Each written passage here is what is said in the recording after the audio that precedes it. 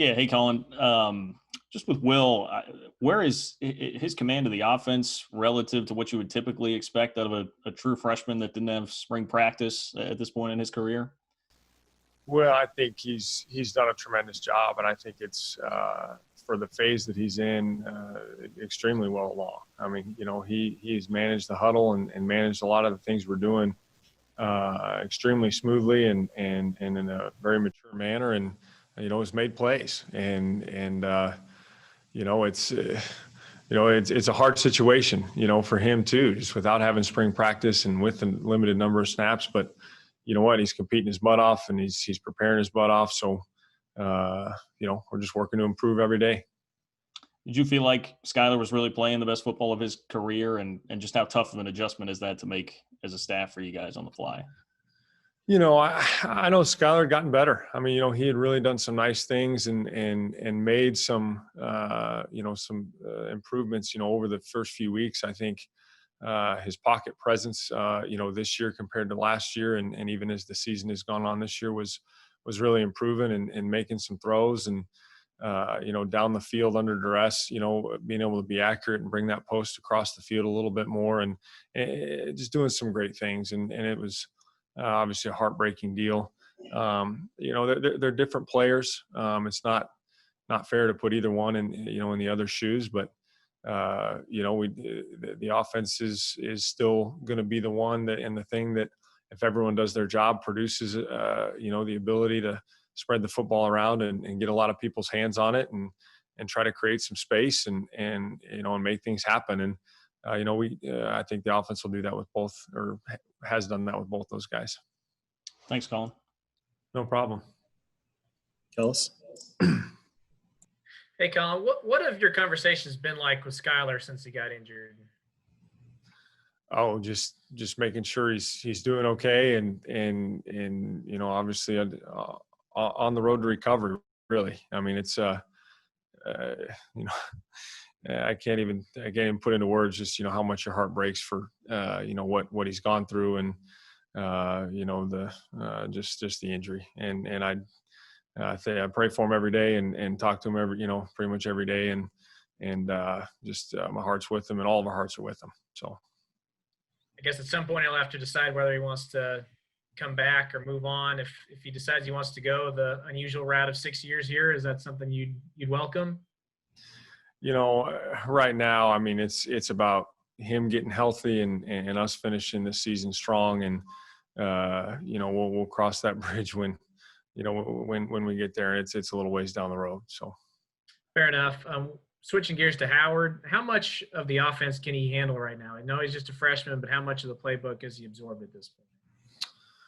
I mean, he's done a tremendous job. I think, extremely cerebral player, has studied, like I said, he studied his butt off. I don't think, operationally, I don't think there's anything that's off the table or that we don't feel like he can, operate. I think more than anything, it's just him getting those experience with live bullets and the speed of the game and the speed of the decision making and all those types of things with that just comes with time and experience. I don't think it's a not knowing it thing. I think it's just a getting used to the speed of the game, and he got better, I think, through the game on Saturday and he'll get better this week and every week beyond.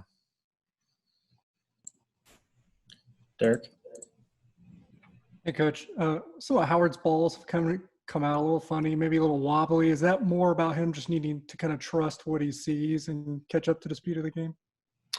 Yeah, I think that's a big part of it. I think, when you start thinking a lot or you're processing the speed of things, I think you start to aim the ball and instead of just letting it rip and then, your feet die and, you don't get your weight transfer and things behind it. So it's, it's a chain reaction, but it's just, again, part of working it and drilling it. And, and the more he plays, he's, he'll do just fine. I guess, what are what drew you guys to Will Howard immediately from just a performance standpoint and stuff that you've already seen so far early in his career? Well, I think, it goes back to, when we started recruiting him. I mean, just so impressed with how he carries himself and his demeanor and obviously, he's a winner, and really what he was able to do in high school and carry that team as far as they've been in a long, long time. And the way he did it and his humility and, is tremendous, and obviously how he's come in here and such a short time with very limited reps and experience through the spring, still being able to, earn everything he's gotten, and that's a big part of it, and earning the respect and trust of his teammates, and has really been impressive, but he knows, and we know that it's a long journey, I mean, he's done some great things and is doing tremendous, couldn't be more pleased, but at the same time, there's a lot on the table that he's hungry and excited for, and that we all need to strive to improve. Got time for a few more. We'll go Fitz, Adam, and then Ryan. Go ahead, Fitz. Hey, Coach. Since everyone's covered the Will Howard ground pretty well, how valuable is it right now to have a guy like Nick Ost that it's in the system and ready to play?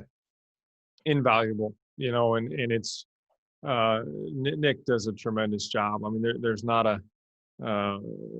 probably not a guy in our program that has worked harder, and he's been throwing balls after practice, darn near every practice since he got here 3 or 4 years ago, and it's to see his improvement to where he is now, and from where he came in is a credit to him, and again what he's earned and worked for, and having a guy that's been in the program for that amount of time and put in the work, and if heaven forbid anything happens, for him to be able to step up and is big.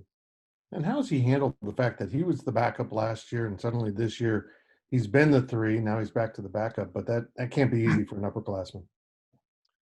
I know everyone in my room and everyone in our building is extremely competitive and wants to get on the field, and you wouldn't want it any other way, but again, at the same time, the team is more important than any of us, and the program is more important, and so whoever earns and does the best, and that's just kind of our job as coaches is to provide that competition and make the best decision we can with the work that they've done and what they've put on the practice field. And, he understands that and has worked hard and is ready, and you never know how it goes. And whenever your opportunity and whenever the door opens for you, you better be ready to walk through there, not thinking about when or how it should.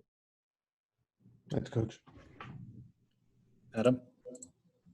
Collin, you've coached Skylar and you've coached some quarterbacks at Northern Iowa. Out of your experience of coaching quarterbacks, what is something that you would say is special about Will Howard? Been fortunate.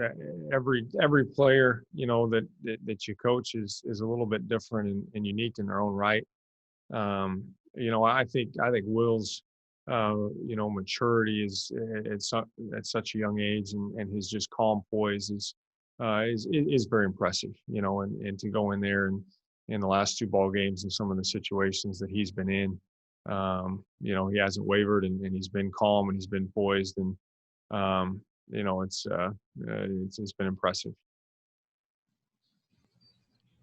Last one here, Ryan. Hey, Collin, I guess we've kind of asked about every other quarterback at this point, and so I'm just wondering, where does with Skylar's injury, where does this leave Jaron Lewis in terms of, will he get more reps at practice now, and is there any chance he could push Nick for the number 2 spot? He is getting more reps in practice, just in that 3 spot. It's a day-to-day, week-to-week deal. It's competitive every day, and try to make it that way. And I think as of now, 1 and 2 is pretty established, but again, we're taking it every day to day and week to week.